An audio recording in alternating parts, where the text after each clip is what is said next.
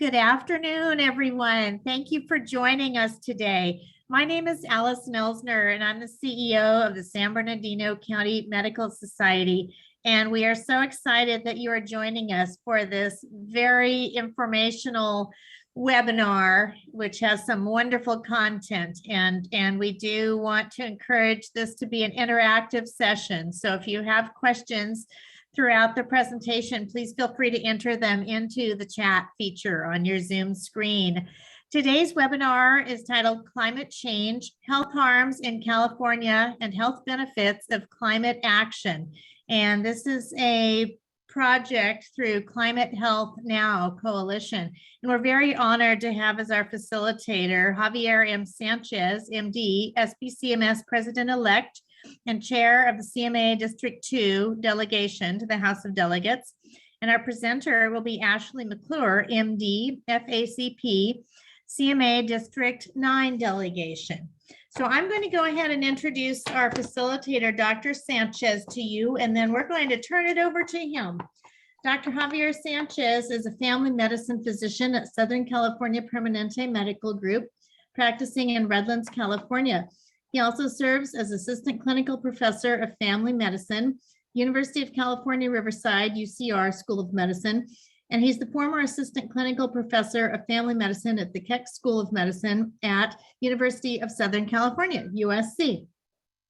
Dr. Sanchez has become a prominent leader regionally and statewide through his representation as Vice Chair for the CMA's District 2 House of Delegates, helping the delegation to lead policy consensus that prioritizes patient care and keeps physician practices viable and sustainable. And as mentioned, he's about to take over the presidency of SBCMS in 3 months, which is very exciting to all of us and to our San Bernardino members. A major component of Dr. Sanchez's activism has been his leadership in the Vacunate Ya campaign to encourage COVID-19 vaccinations in the Latinx community with a focus on vaccine equity and overcoming vaccine hesitancy. Dr. Sanchez has established himself as a role model for medical students and residents, as well as for physician peers, colleagues, and the community. We are very honored to welcome you today, Dr. Sanchez. So we'll turn it over to you. Well, thank you, Allison, for that great introduction. I'm very happy to be here with you to share something that's very dear to my heart, to talk about climate change. I think in the last few years, we've been very more aware of what's been going on with climate change. Can I see the next slide, the one after that? Thank you. And so with the pandemic that we've had for the last couple of years, one of the things that has become very evident is that healthcare workers have been really in the front line, really attacking this. And we've actually known that we are the most trusted individuals in America. Nurses by far are most trusted than physicians, but physicians are right behind them. So one thing that we've noticed is that climate change hasn't really been something that we've talked about a whole lot with our patients. So this is a time for us to really take advantage of that relationship, that trust that our patients have, to really start talking about climate change to our patients, to our friends, to our colleagues, because this is a crisis that we need to address. This is a crisis that we need to get in the front of it, because we are right now really falling behind. Next slide. And you've seen many articles throughout, especially in the last, these articles are probably from the last 6 months, if not less, that the impact of climate change is being talked about by everyone now. And especially the impact of climate change on communities of colors. The LA Times, the New York Times, the Washington Post, all of them have put together articles on the impact of climate change here in Southern California alone, of what the impact of climate change is going to be. The Atlantic has talked about the impact of climate change of communities of color, not just here in Southern California, but throughout the US. And even The Guardian, and for those of you who don't know what The Guardian is a newspaper in Europe and England. And they've even talked about the impact of climate change of communities of color here in the US.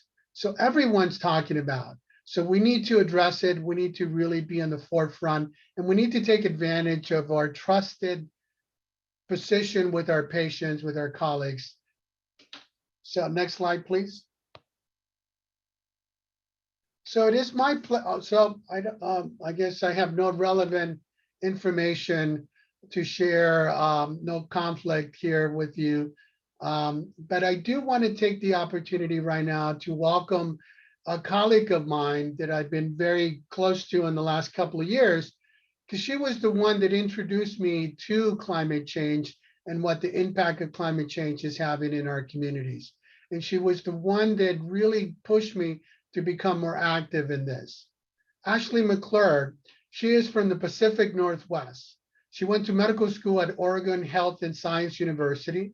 She did a residency in internal medicine at the University of Washington. She worked in Community Safety Net Clinic in DC from 2011 to 2016.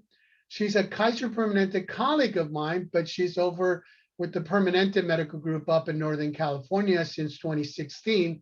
And she works in the Salud en Español Clinic in Oakland. We first met, and actually at the House of Delegates for the CMA conference in 2018, when she and other medical students were walking around asking for support. And I thought at first, hey, I was just going to sign her sheet and then she's going to leave me alone. But lo and behold, since then, she's been working with me, and I actually have been working with her to really get this message out of climate change. So welcome, Dr. McClure.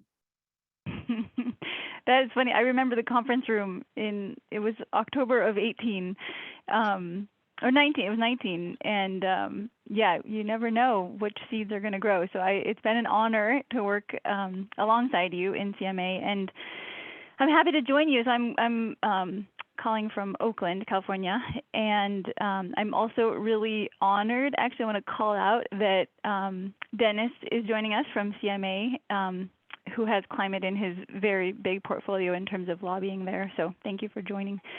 So I'm going to share just a little bit about myself and why this is my second job when my first is really full. But so it starts with, this is my little daughter. Her name is Carla Lucia. And until she was born, I really had the sense that if there's a global catastrophe happening, the 2 degrees warming and global warming, then there's experts that are going to deal with this. Like if there's a catastrophe, it's somebody's taking care of it, right? And that was the sense I had until I became a mom. And while I was on maternity leave, I don't know if any of you have watched this, but the Inconvenient Truth sequel, I just happened to watch it while she was napping. I realized I could watch movies on my phone. So she fell asleep, I watched this, and I had this reckoning, really, where I was a new mom, so your heart is like blasted open with the vulnerability and the safety of your kids. And then I watched this and I was like, there's a disaster happening, but the scientists, the climate scientists who have been screaming about how dangerous this is, they don't have the power to make the changes that need to happen. And for those of you who, love your own kids or young kids, like that, being a mom is really what made me take responsibility for something bigger than my day job, which was big enough, but it's the interest of our kids. So that was in August of 2018, where I watched the Inconvenient Truth sequel, and I was like, whoa, we're headed for disaster. And then in November, I don't know if any of you recall the Paradise Fire, which was up here in Northern California, which was a total tragedy, and we know was fueled in part by global warming. There's a report from the governor that roughly 30% of California's fires that have happened since around 2000 can be attributed to the warming that we've already caused by burning fossil fuels. So then I was stuck inside with my 5-month-old for 13 days, because the air quality was not safe. And this was actually right as that fire was starting. And then this is when I learned what is an air quality index? What is that? What makes that up? And, what's unsafe for my newborn? And then I got really obsessed. I was on maternity leave. There's nothing else to do. So every day I'm like checking, is it safe to go outside yet? No, the air purifier's on, but the house is leaky and probably it's not even doing that much. But this is when I started learning about air pollution in a really much more meaningful way than ever before. So, this is all climate fire, wildfire smoke. And then when, again, it was still unsafe to go outside, I started roaming the whole world's air quality indices. And I realized that in the Middle East and in China, in India, their AQIs, air quality indices, are always like 200, 300 from coal-fired power plants, from our fossil fuel infrastructure, and it's not temporary. This is the way they live because of our energy sources. And I felt like, between being a mom, the documentary, the fires, I just had this wake up in my life where I could no longer just do my day job, because it felt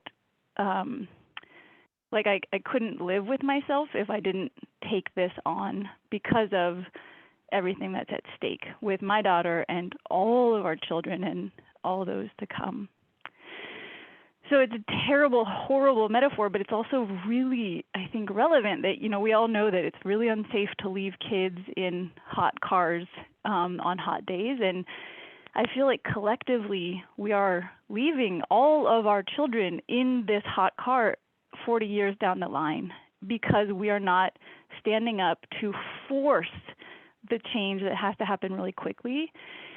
So this is what I see, and this is why I feel really responsible to make uncomfortable, challenging change right now, because we have this window to prevent this from happening, after I die. I worry that my daughter is going to be suffering from our inaction right now.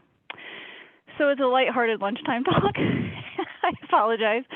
So then this is literally, it's kind of a ridiculous picture, but I told you what happened for me in 2018 was my wake up. And this was me literally, I got back from maternity leave on December 3rd, and I was giving this talk about something I wasn't an expert about the next day. And this is my little daughter. I might have been nursing. This is after the talk, but I've been doing this ever since, and that's how I met Javier and other amazing colleagues, because this is such meaningful work. This is about something that's more, bigger than any one of us and affects every single one of us. So it's really meaningful, and I think most of us right now are pretty burnt out. And although I'm working more, I feel less burnt out because I'm working with colleagues like Javier and others to address something that's more meaningful than my own personal interest.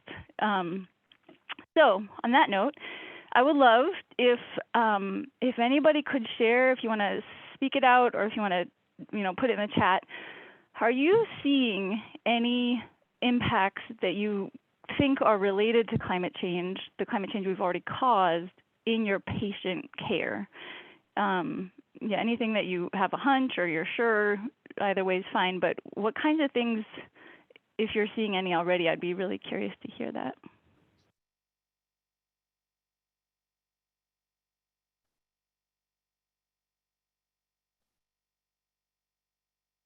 I don't want to call on anybody. Maybe Dr. Bradshaw. I know you might be thinking about this a lot. I'll say something. I'm retired, so I watch a lot of news, and there's a lot of news about this. The world is paying attention. I don't know if the best speakers are speaking in behalf of the scientists, but there's a lot of news on climate change. So you're making a difference. Good. I'm glad you think so. I'm not convinced yet, but I'm trying. Maybe with Dennis's help. Anybody else? You're not alone. You're not alone. No.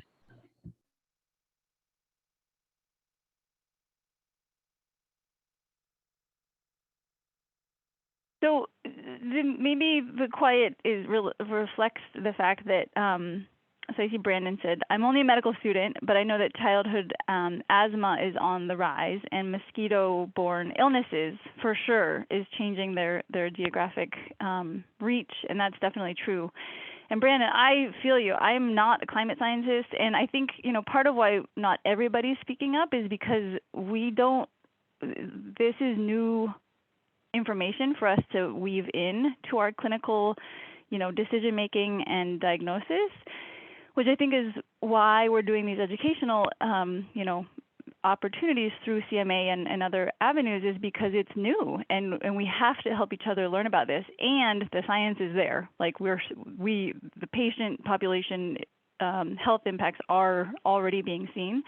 So some of them include more and more difficult to control allergies, because hotter average temperatures and earlier spring, we're seeing a longer pollen season, and actually warmer temperatures cause more potent pollen. So I have a handful of allergist colleagues who I work with in the nonprofit that I lead, co-lead, which in allergy clinics, they're seeing way more every spring. It's worse, and it's sooner, and it's harder to treat.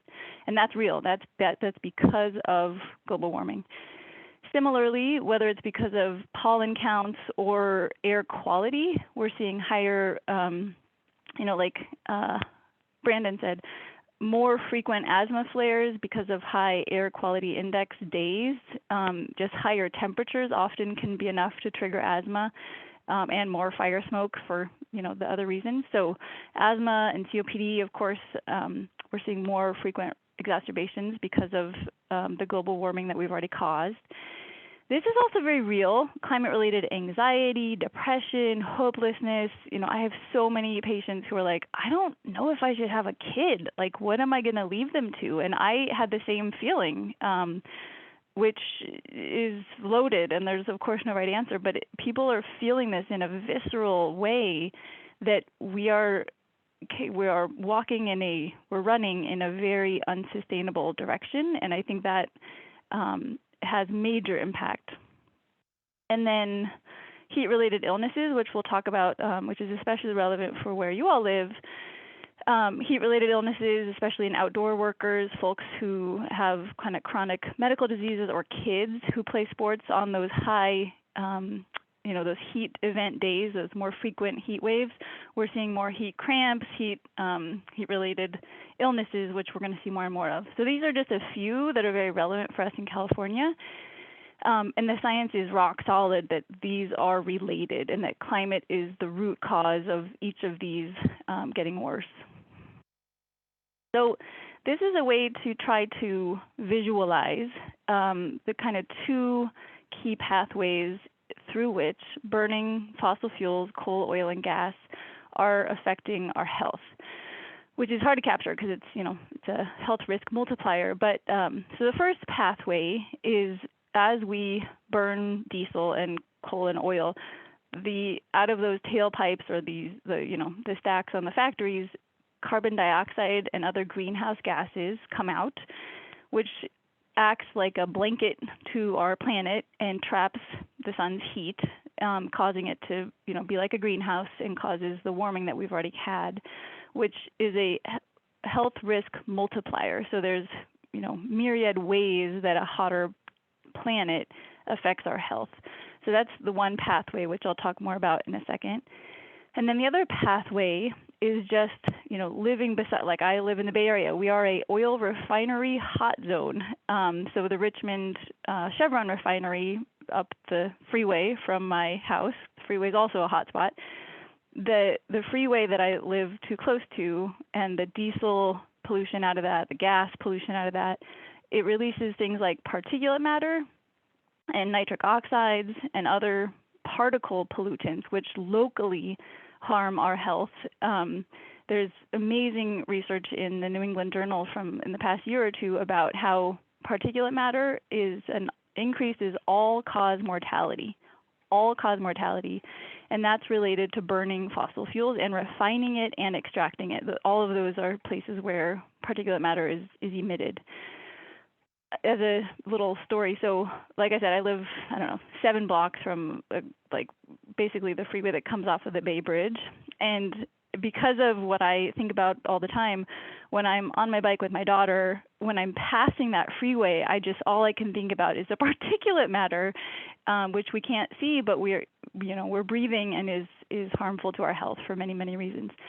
So these are kind of the 2 pathways. There's the meta way that a warmer planet is affecting our health, and then there's the local air quality impacts, harms from burning coal, oil, and gas.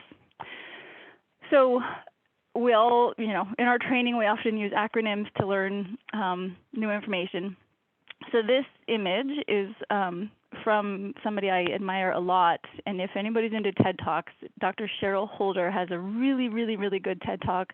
It's like 12 minutes long, and this is from her talk. So the acronym heat wave. This is one way to try to capture the way that a warming planet causes those health risk multiplying effects. So the first one is very obvious and direct, which is heat illness, just from more frequent and more severe heat waves. Heat stroke, of course, being the worst, which the mortality is very, very high for that. But heat-related illnesses, exacerbating heart and lung conditions, which is related to the local air pollution, not only from particulate matter, but also just hotter days actually promote the creation of smog or ground level ozone, which also increases risk of respiratory and cardiovascular mortality. Asthma for the pollen reasons, for the air pollution reasons. Traumatic injury, which is related to extreme weather, whether it's flooding or fires, as we're all far too familiar with.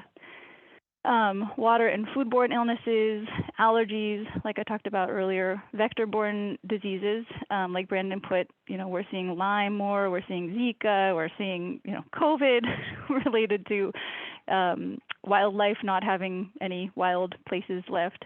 And then the emotional stress, which I think really something that younger people are feeling more and more. So this is one way to think about that. And then Dr. Sanchez is going to zero us right down into San Bernardino County. So thank you. So one of the things that we need to address as well is the cardiovascular effects of climate change. And we're seeing more and more of that. So one thing that I've been in practice for almost 25 years, and I had seen a decrease in cardiovascular disease because of statins. And the last 5 to 7 years, we're beginning to see an increase in cardiovascular events, heart attacks, strokes, especially for those individuals that are high risk with diabetes, hypertension. So that's something that more and more data is coming out that we're going to have to address. Here in San Bernardino County, and I've been looking at this for the last couple of years, I wanted to see if there was something, a plan or something that we had put together as a county to address the climate crisis that we have. And there is a plan. There is a plan that was put together in February 2017 between the county, between the state, the CDAPH, and the University of California, Davis. They came together to put a plan together for us to give us a sense of what's going to happen here at our county. Next slide. So one of the most striking things is this table that they put together that gives you an idea of what's going to happen and what's projected. And some of this, we already are seeing this. The precipitation, that's the one thing that we're seeing. Every year, we have less and less rain. It's going to get to the point where we're not going to have any rain whatsoever. Heat waves. We used to see when I first moved here from Chicago back in 2004, where we had maybe a few days where we had temperatures over 100 for more than a day or two. But now we're getting heat waves where we're getting temperatures over 100 that are lasting a week more and more often. Our snowpack, I used to love looking out and sending those pictures over to my family and friends in Chicago and showing them all the snow that was right behind in my backyard. And now those pictures are becoming less and less because her snowpack is becoming less and less. So hopefully this gives you a sense of the projections of the impact of climate change that is happening here locally. So that way you can see that this is actually measurable, that's something that you can see and not just something that's in the sort of nebulous, what this climate change that some people claim it doesn't exist. I'll pass it on to you, Dr. McClure. Yeah, and this is kind of another way to visualize what you're explaining is that this is a really cool tool from the Union of Concerned Scientists, and you can plug in any county or zip code. And so here for San Bernardino County, pre-2000, like you just said, on average, there were about 4 days a year where the heat index, the humidity and temperature were above 100. And if we keep burning fossil fuels like they're not threatening all of us, we're on track to have about 32 days a year where the temperature is over 100. And if we keep doing nothing like we are so well, that'll be 2 months of the year by the time my daughter's 70 or so. 2 months of the year, it will be that hot. Like, this is going to take lives. This is going to change everything about when we can do our work. We can't do the kinds of work that we do now outside midday when we're seeing these temperatures. And the really, I think, important thing is that if we align our societies with the Paris Climate Agreement, which is to basically for the U.S.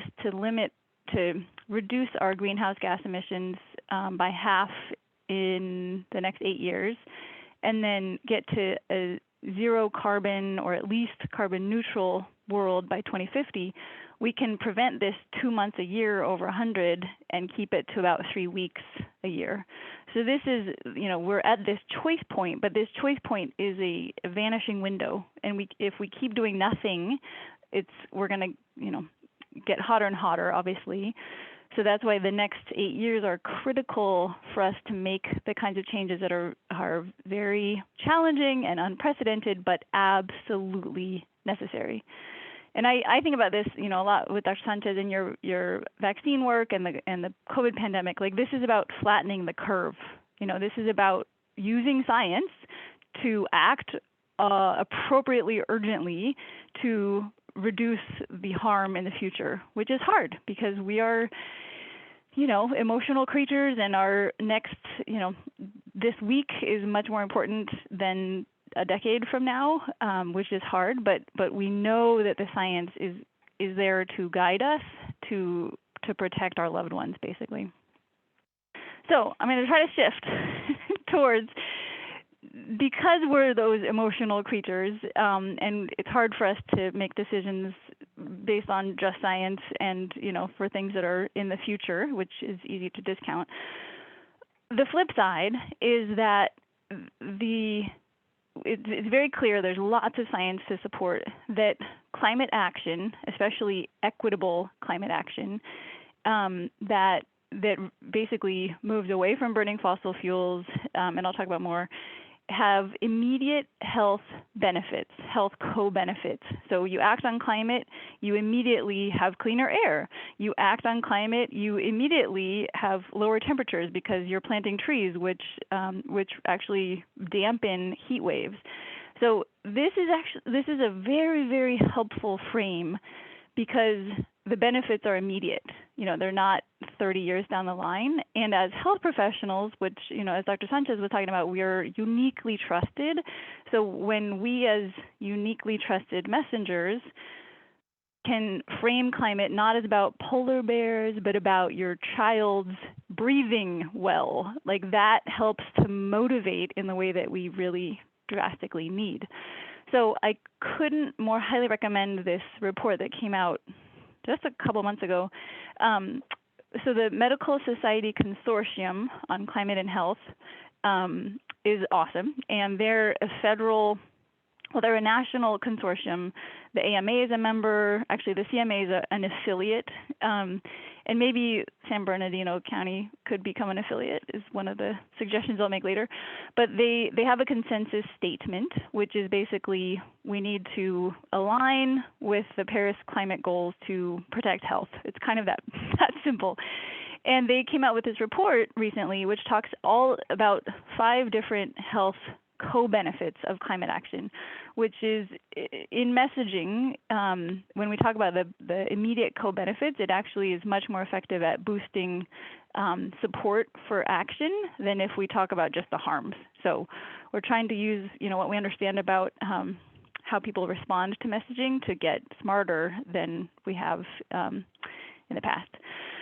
So I'm just going to talk about 2 in the interest of time, but 2 of these co-benefits of impacting of climate action and the health co-benefits. So if you look at California's emissions by sector, no surprise, we're famous for our freeways, and transportation is our largest sector contributor to our state's greenhouse gas emissions. In some states, electricity is a lot higher, but we don't burn as much coal as some places. So the reason this is important is because transportation is like the elephant in our emissions room, you could say. So in this report, they go through this data that the health harms of burning fossil fuels for that enormous emissions related to the transportation sector causes that air pollution that I mentioned earlier. It causes the particulate matter, the nitric oxides, the smog that we all have to get tested for. There's really solid evidence about the cardiovascular events, respiratory COPD, lung cancer, early death. That's what comes from burning fossil fuels for our cars and trucks. Also, more recent data is about neurodevelopmental delay, premature birth, low birth weight, ADD, autism. I mean, the list is really upsetting, actually, to look at.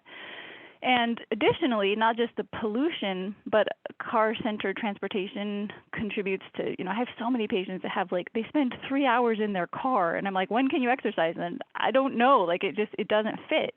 And there's many problems with the car-centered culture, but that sedentary time obviously contributes to obesity, diabetes, heart disease, and stress, which it's a bad list. So when we flip this around and when we think, okay, we have to act on climate, we know that, and then what are the benefits of what we have to do on climate related to transportation? The answer is things like low and no emission vehicles. The answer is things like active transportation. So that means, walking to where you have to get, walking to the bus, busing, taking a train, bike. I'm a cyclist, diehard cyclist. And when you get people moving through this active transportation and you build the infrastructure that enables that, then you're moving, so you're less likely to have, problems like obesity, diabetes, high blood pressure, et cetera. I can't tell you how essential my bike commute is for my mental health. And then reducing exposure to air pollution, because if there's more public transit options, and especially, you love this one, so this bus on the bottom right, can you see how it says breathe easy? Because it's a zero emissions bus. That should be the future, right? Because then you're not breathing in the diesel from it, and you're also ideally walking to and from it or using your bike. So active transportation has all these co-benefits, and we have to invest in the infrastructure for this to happen. And so some of the recommendations that this report gives, which are wonderful and are kind of what should inform our policy advocacy, is we should be investing in the infrastructure for active and public transportation. We should make things easier for non-drivers. Obviously, we all do what's easy usually, so we have to make not driving easier. I saw here in the Bay Area there's a billboard on a bus that I've seen a lot lately, and it's for electric bikes, and the sign says, "I can never find parking," and then they crossed out the never, and they can say, "I always can find parking," because they're coming on an electric bike. So you don't have to worry about that. So kind of whatever we can do to make not driving easier will incentivize that and help people get out of their cars. And then obviously we need to electrify everything as quickly as possible. And I can't see the bottom one. It's kind of funny. Address inequity. So, as we know, I think somebody put in the chat earlier, like a hybrid SUV is really expensive compared to a gas SUV, and there needs to be financing to make this more fair. And I can say here in the Bay Area, the Bay Area Air Quality Management District, which is the air quality regulator for stationary things like our oil refineries, they have some grant programs that help to give subsidies or rebates or something to people below certain income brackets to help them buy zero emissions and electric cars. So those kinds of incentives are what we need to really engage in and advocate for as health professionals, because this is about health. So that's one example. And then just as since Dennis is on the line and others, like the way we need to kind of bring these into what bills are available. So right now, because of, I became aware of there's a bill in the legislature called SB 1010, and it's a bill that would require the state's electric transportation fleet. So the bill would require that the state only buy zero emissions vehicles for our state cars, like, whatever, California owns lots of cars and trucks. So this bill would require them to only buy zero emissions, which of course is in the interest of health and air quality. So that's kind of one way we could tie these all together. And then the second example I'll give is related to the electricity production and that sector of our state. So in the U.S., about a quarter of heat trapping pollution, carbon dioxide, greenhouse gas emissions come from electricity. And in many states, the coal percentage is higher than ours, although does anybody want to guess what percent of our electricity is from fossil fuels versus renewables? I just learned this late last night. Any guesses? What percent is fossil fuels? I'll say 50%. I thought it would be like that too, but 66% of California's electricity is oil and gas, and a little like 3% coal. 66%. I thought we would be way out there, but only a third of our electricity is renewable. Like, we're leading the way, and it's still not what we would want. Careful. But anyway. And we have to incentivize it, right? That's what we need to advocate for through groups like CMA, and our health groups need to be advocating for clean, renewable energy, electricity for health. Like, that's the connection that we need to be making to leverage the white coats. So, as I've already said, burning fossil fuels, whether it's for electricity or to for transportation, that burning coal, oil, and gas is attributed to higher risk of cardiovascular, respiratory, and other causes of early death, neurodevelopmental delay, autism, low birth weights, etc. So switching to renewable energy, and if we can get that 33% higher towards 100, we will immediately have cleaner air, cleaner water, reduce healthcare costs, early death, and actually it will be more affordable because renewable energy prices are coming down, and create more secure jobs, and often local jobs that with local renewable energy production rather than importing it as we do for a lot of fossil fuel based energy. And then the recommendations that are, come around how we can reap the greatest health benefits, health co-benefits of acting on climate, and then benefiting immediately from for our health, is we need to stop investing in electricity produced by fossil fuels. And California, I don't know how many of you know this, but California is a petro state. We're roughly the 6th or 7th largest producer of oil and gas in the country. So that's some homework we need to be, doing. We need to invest in and support clean, renewable energy, and then again, make it fair, because we have to, folks who don't have as many financial resources, we have to make this accessible to them. One example is, converting from a gas stove to an electric stove is expensive, and a lot of really cool programs are providing subsidies so that if you're, again, below a certain income level, you can get like $1,000 or $2,000 to help you to buy that electric stove to get a fossil fuel appliance out of your kitchen, which will immediately improve the air quality in your kitchen, in your house.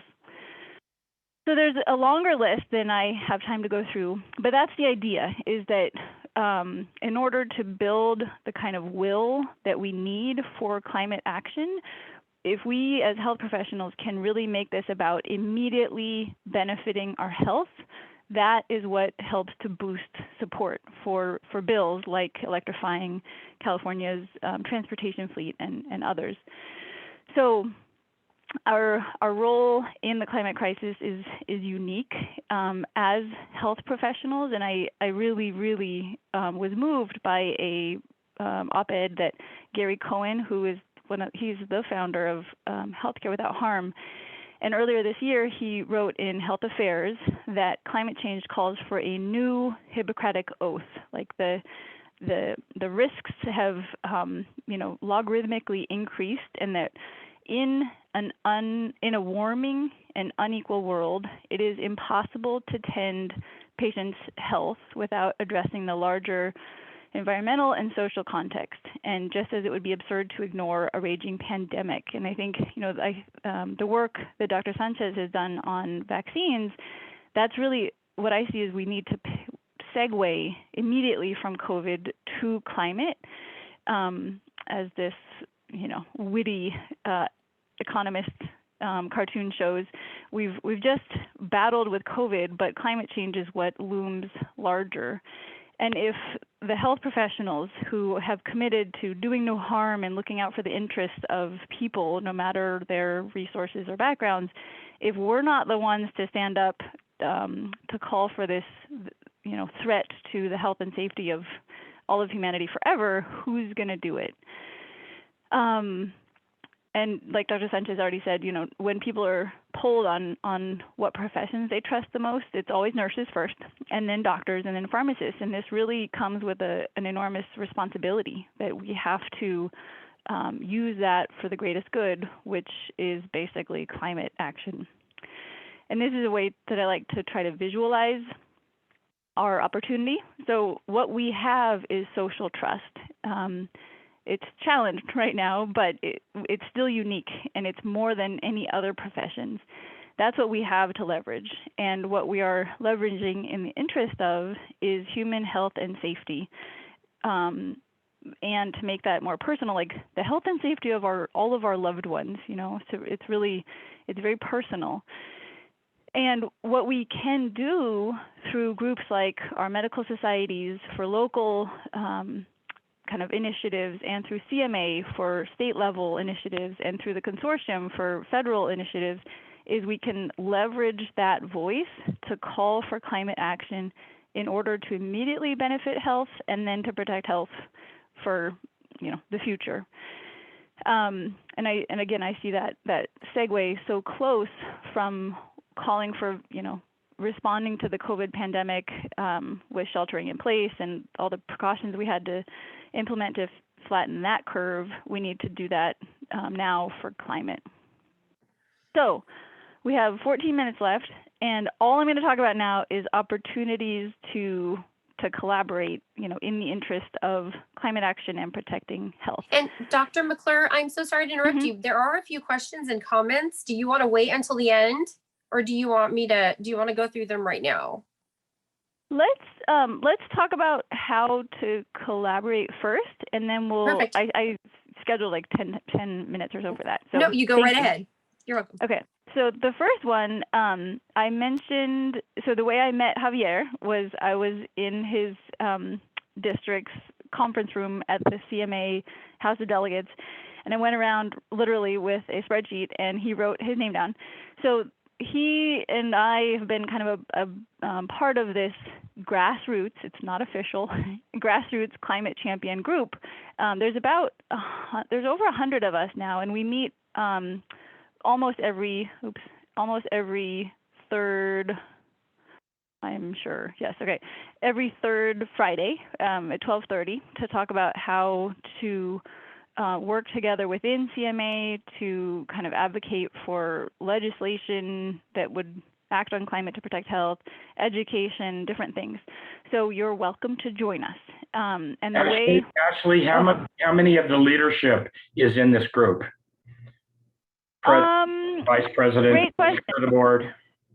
Yeah, no president. No president. Eric Hansen has joined. There's a lot of leaders, thought leaders, but we don't have like Dr. Spiritos or anybody, if that's what you mean.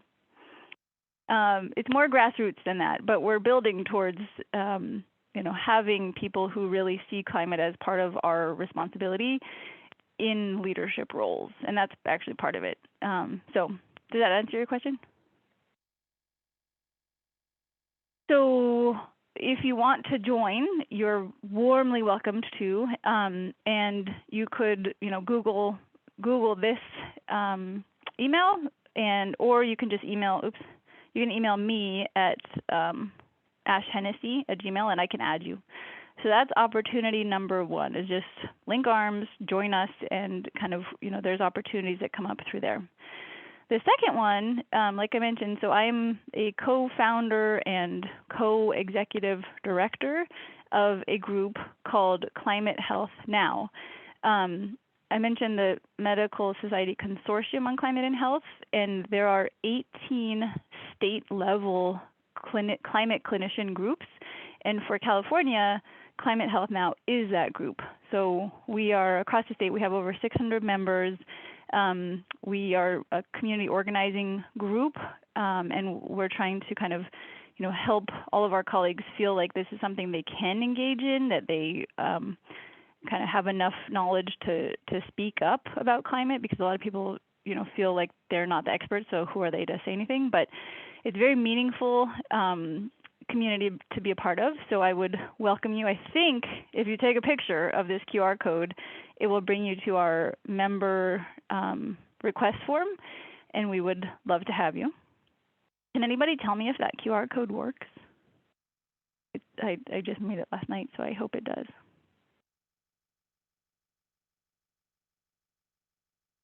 Okay. Try it right now. It works. It works. Cool. Yay. Amazing.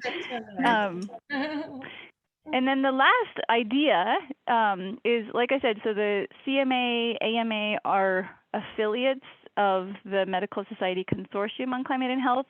And all that it means to be an affiliate is that you agree with the consensus statement, which calls for acting on climate to protect health, basically.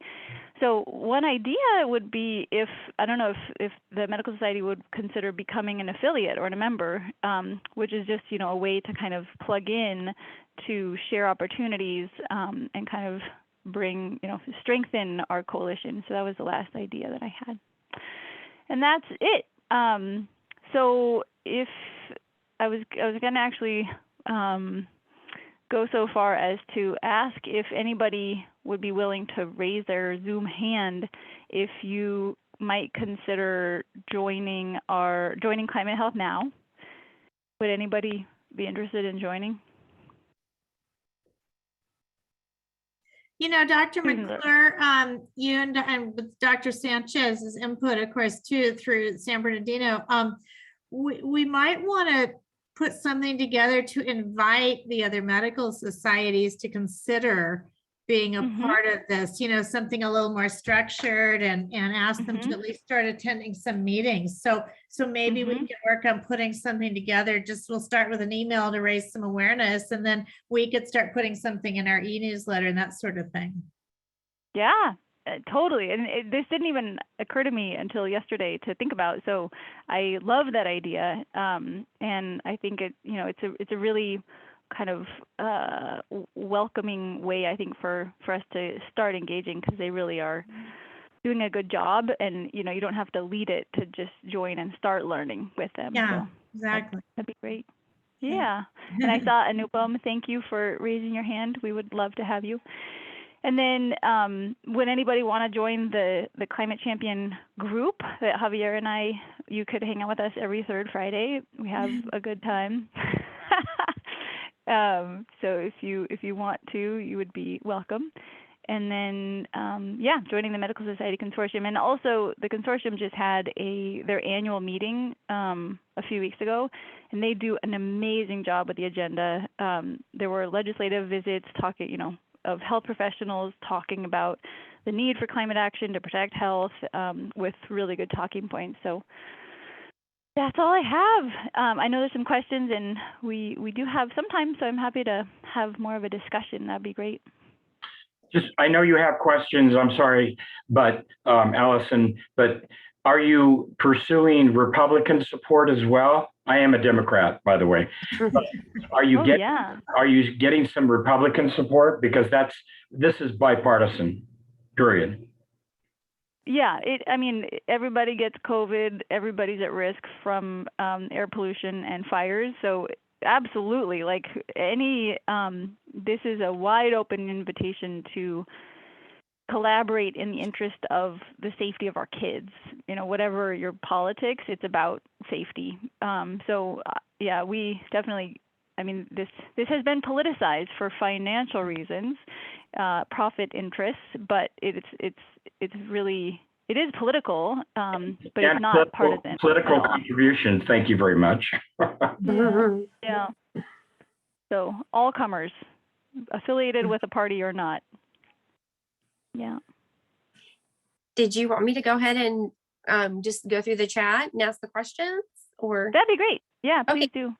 Okay, great. This first question is from Allison, and it says, how do we work to influence climate change deniers or those who continue to prioritize the use of fossil fuels, similar to working with vaccine hesitant, I suppose? Is there hope for price reduction in electric cars in the future?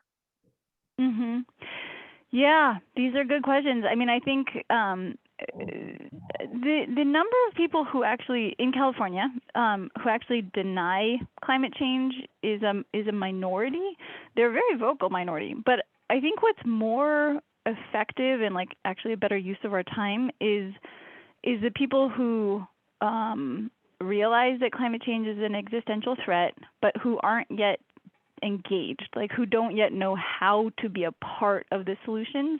It's reaching out your hand and saying, here, join me, we need your help. So it's not so much trying to like convert the people who kind of this is religious for, but it's the people who don't know what to do, which is most of who I talk to. It's like, I'm terrified, but I'm just one person, and that's true. Like none of us are going to solve this alone, but if we become part of groups and we organize, we can change the course of warming. But it's absolutely a team effort, so that's really what I think is where I'm spending my energy is helping people see how to be a part of working together. And then in that end, I'm also some of the lessons we've learned with the vaccine is just having a conversation with one-on-one conversations and listening to individuals about how they perceive climate change, the impact, and give them the opportunity to just engage. The second thing is probably the most important thing, especially the work that I've been doing is on policy, is really looking at the policymakers as individuals that are gonna listen to you. So if you engage your political leader, especially your local leader, it's gonna go a long ways. So one is engaging other individuals one-on-one. Two, belonging to groups like Dr. McClure's group. And third is really engaging with your local leaders to make them aware of climate change, make them aware of the policy. And that's where we're going to begin to make some changes. Javier, what do you think about engaging with your local distribution centers like Amazon? Maybe a small group of physicians could talk to the Amazon distribution centers and just let them know how important this is. Let them send that up the chain, to the executives. I don't know. For physicians, one of the things that Dr. McClure and I know is that our time is limited. And so we want to make sure that we try to find where we can make the biggest impact. Okay. And that's a great idea, Dr. Lane. And I would be happy to look into to see if that would be something that we can make an impact on. And if so, how we gather a number of local physicians to go and talk to them. I'm not sure that that's where we can have significant impact, but I'll be happy to look and see if that would be something that would be reasonable to do. Because I want healthcare professionals to utilize our time, our efforts in the best way. And belonging to groups, becoming a single voice makes a big, big impact.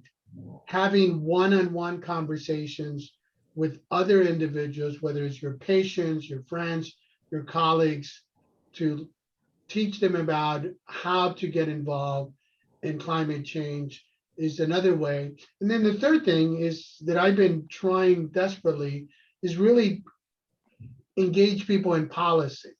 How do we get them to engage to make sure that policies that are being implemented are policies that will benefit all of us and will make real change with climate change? Yeah. Two thoughts on that. So one example in terms of local advocacy. So there's a great group near San Diego called, it's an environmental justice group, and they were leading on calling for more regulation of the trucks coming in and out of Amazon warehouses in the South Coast Air District. So one really important thing is obviously that there's groups who have been working on climate for far longer than I have, certainly, and others. And so a lot of our opportunity is to partner with environmental justice groups, with frontline community groups who are, in these industrial hotbeds, who have campaigns that we can then come in to support. So as an example on this was, they were advocating within the air district to regulate the diesel trucks, basically.